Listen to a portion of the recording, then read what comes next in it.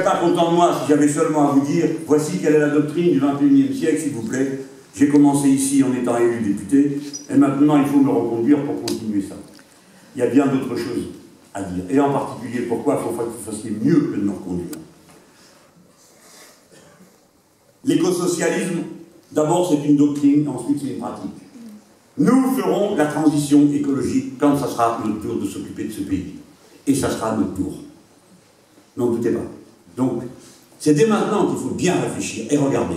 Vous avez besoin d'être sûr que nous ne nous sommes pas trompés. Je ne sollicite pas de la confiance et de l'aide si, dans mon raisonnement, ma pratique, il y avait quelque chose où la démonstration du contraire eût été faite de ce que j'avais d'abord avancé. Voyez le cas Alstom. Je veux vous en parler. Je veux que vous entendiez parce que vous aurez des dizaines d'autres cas comparables qui vont surgir devant vous dans le grand pillage qui est entrepris sur la France. D'abord, commençons par dire une chose. La culture scientifique et technique, savoir fabriquer des grands, des beaux objets, ça fait partie de l'identité culturelle des Français.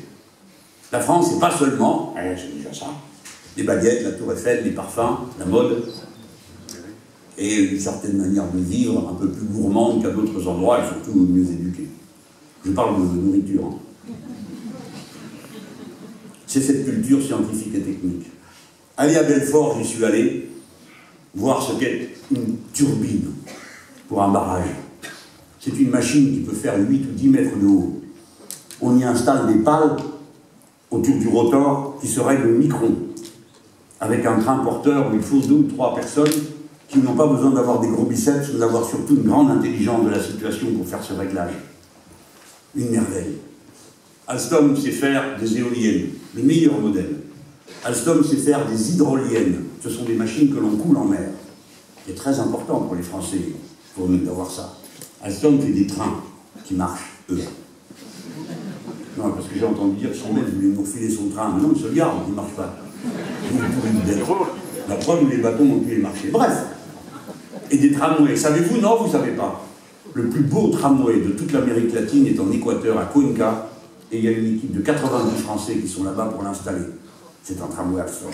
Tout ça, ce sont des instruments de l'écologie politique. Je ne serais pas digne de votre écoute et de votre attention si je ne vous parlais pas d'Alstom, après vous avoir parlé de la nécessité de faire la transition du modèle de production énergétique. Avec tout ce qu'il y aura derrière, l'échange, la consommation, la fin de cette société de dingue qui consiste à vous créer des besoins, c'est-à-dire surtout des frustrations, parce qu'en même temps qu'elle crée des besoins, vous n'avez pas l'argent pour y répondre, et comme par hasard vous avez l'argent, vous ferez mieux faire autre chose que d'acheter les bêtises qu'on vous recommande d'acheter. Cette société du pacotille, où vous achetez un yaourt qui est marqué dessus 0%, vous n'achetez pas de yaourt, vous achetez de la maigreur, et ainsi de suite. Pour tout, on vous propose une voiture, ah, il y a une femme qui est assise dessus, on se demande bien pourquoi, est-ce qu'il la vendrait? Ils nous prennent sans cesse pour des abrutis. Oui, attendez, là on rigole, mais c'est ce qu'il a dit le petit là. Tout le monde le sait, l'offre crée la demande, a dit notre grandiose président. Bon, d'accord, on est de gauche, on est moins cultivé. Mais on sait que c'est une phrase de Jean-Baptiste C. Ça fait quand même très 18e siècle, ça. Hein. Alors, il y en a quelques-uns ici avec Karl Marx, donc j'ai un siècle d'avance. L'offre crée la demande. Allez vendre des frigos aux Esquimaux. C'est l'offre qui crée la demande.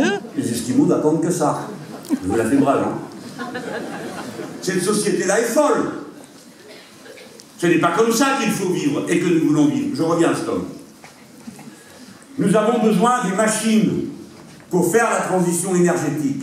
Nous avons besoin des hydroliennes et des éoliennes. Nous avons besoin d'en couler en mer. Nous serons tous d'accord. Eh bien, pourquoi ne le faisons-nous pas? C'est le moment de regarder. De quoi Alstom est-elle malade?